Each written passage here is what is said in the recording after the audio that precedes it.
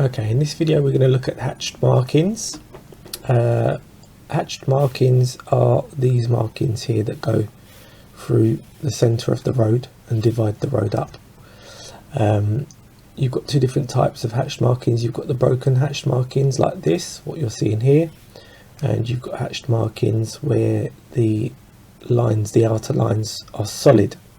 So with the broken lines, we're allowed to use the hatched markings. We can use them for overtaking and turning right. If the line was solid, then we wouldn't be allowed in there unless it was an emergency. But most of the time you'll see hatch markings that are broken like this one, so they're quite common. So how do we use them?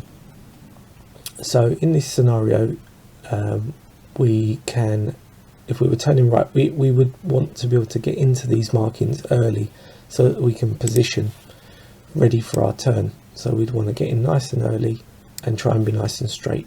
Okay, and then that way that's going to allow other people the opportunity, if they want to continue straight on, to carry on. So that's what it's designed for.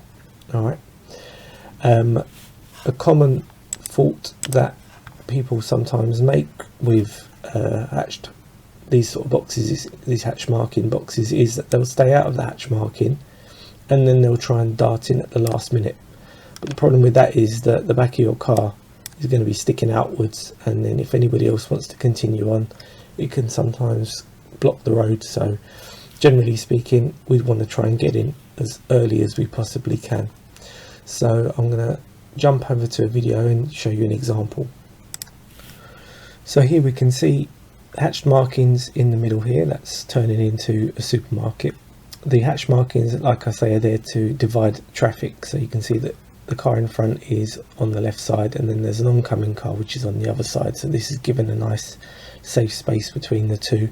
In between, it gives them a chance to put in traffic islands to help people cross as well.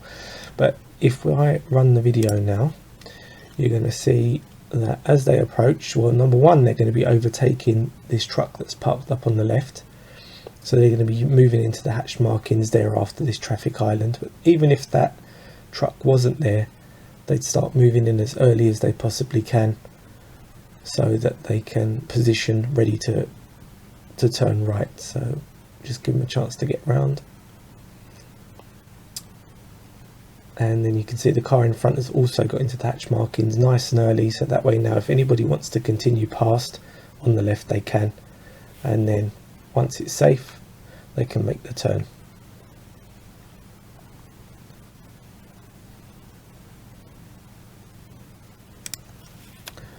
And that's it. It's quite straightforward really. It's just knowing what to look for, like everything else in driving.